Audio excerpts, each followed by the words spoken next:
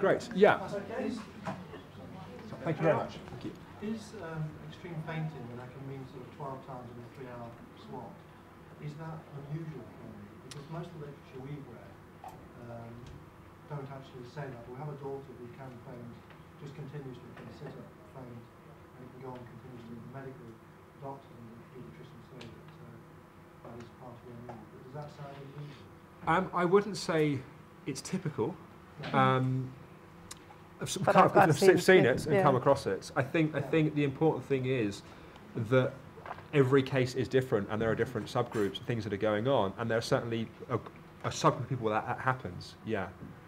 And there are various reasons of things that will be causing that. Yeah. I mean, again, I think in that sort of extreme case, I think it is an accumulation of various different reasons, and it can almost become sort of a slightly, automated response in some ways by the body to anything. And, a couple of cases where I've had where we literally started building it up right from the kind of foundations in terms of just at a very simple level, controlling the blood sugar levels, controlling your fluid balance, controlling your electrolyte balance, then looking at adrenal health. Basically you need to look at kind of what's triggering it, and then possibly sometimes also looking on more the psychology side, the kind of patterns around it that you may sometimes need to sort of unblock a little bit as well. Yeah. I would say that with, again, it's always a little bit, was a little bit cautious when we're kind of taking questions to give information that's not patient specific. So I'm kind of giving some generic ideas, but obviously want to be helpful as well. And I think that my general observation would be if there's that level of severe fainting, it would be really definitely the blood sugar would be, I think, a key thing to look at, and also to be looking that's probably a sign the body's under too much pressure, and so getting some basic pacing in place if that's not already in place, I think would also be very helpful. So it's, yeah, we definitely see it in cases. It's not so, because most of the literature I've read, they don't mention fainting or talk about dizziness. Yeah. Fainting is not mentioned. It's quite Yeah. extreme in this particular If it's as much as 12 times in a 3-hour period, that's definitely an extreme case. That is, it's not, that's not all the time, yeah. No. Yeah, but it happens. But most days there's something. Yeah. Yeah. No, yeah, it's definitely, I've seen a couple of cases, but I can't, it's, I don't know, stats I'd say sort of 1 out of 20, 30 people that I see, so it's quite a small percentage, yeah. Yeah. Okay, thank you. Okay, question here. I suppose when I look back at that over my life, I realised I was bound to get ME. So some of those subgroups sound familiar, do they? I've done everything I shouldn't do. Okay. Yeah. Never treated the stress, I've always just pushed and pushed. Yeah. Okay. But now I seem to have become a boom and bust expert. Okay. How do I don't know I've bust until I've boomed. Yeah. How can I control that?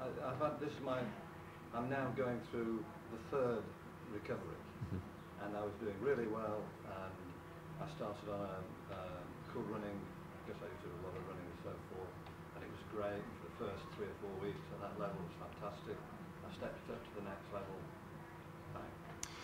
Couple of things. I think firstly, it's really learning to listen to your body. So to really be able to understand what it's saying, when it's saying it. But I did. I mean, Okay. I wasn't feeling tired. I was feeling really but ready to go. Okay. And there can, again, I'm answering without having a full detail of the situation, but it can be sometimes that we feel good, but we kind of feel good in a way where we're kind of driven to want to be better and do things and get somewhere. And actually underlying that, the bodies actually can be struggling. But what it sounds like on a physical level is there's something going on in the energy production for you where your body is kind of got it's built up a certain amount of reserves, but once they're gone, there's no ability to constantly recycle. The So was a problem, but I thought I'd overcome that. Okay. Being with a very good nutritionist. Okay. So I've done all the right things. Yeah. Maybe I've been doing too much. I think that's probably. As well. Say that again. Maybe I was doing too much in the social life. Yeah. And building, It sounds like to me. on top of it. Yeah, it sounds like to me that what on a kind of practical level may have happened is you were feeling better and better and better, and then got to a point where you probably then stopped listening and pacing because you just got caught up with life, and you probably felt emotionally good because you were doing all the things you wanted to do, and that sense of freedom and that sense of release, but physically there may have been signs your body was struggling, but also physically it sounds like there are some bits of the jigsaw that haven't yet been filled in, because obviously once you've made a solid full recovery, then you can go off and do all the things that you want to do and not have to be constantly checking. But there's a vulnerable period after initial recovery where it's almost like you recover enough to have a normal life, but then you've got to go back and rebuild the reserves that weren't there before, and that can take a period of time as well. And I would also say it's kind of, as you say, if you are that sort of boom and bust type in a sense, I find often people end up running on adrenaline rather than on sort of solid, proper, healthy adrenal function. And you know, if your adrenals are exhausted, it takes quite a good while to build them back up. And so you might be very skilled on sort of switching on to running on the adrenaline bit, which will only last you for a shorter period of time. And I would also just say that, you know, you're saying that prior to getting ill, all of these subtypes sounded fairly familiar, and until you really address and work on those, on the psychology side especially, then what tends to happen is we get well and then we go back and live the way we did before we got sick. So we basically recreate the same thing again. Yeah. So it sounds like there's also a fair bit to do to work with those tendencies, to work through those. That's not to say that when you make a full recovery, you can't help other people and achieve and do things, but it's done in a more intelligent way. You know, I still certainly have a tendency as a achiever type to want to go out there and do and achieve, and you know, I love life and I love experiencing things, but I also learned to find an off button, you know, and when I'm not doing stuff, to be able to actually really enjoy chilling out and relaxing as well, and to be able to listen to my body is saying. So it sounds like there's probably some stuff to look at with that as well. There's a question at the back here. About is it a 3-day workshop that you do where you get together? I'm very Yeah.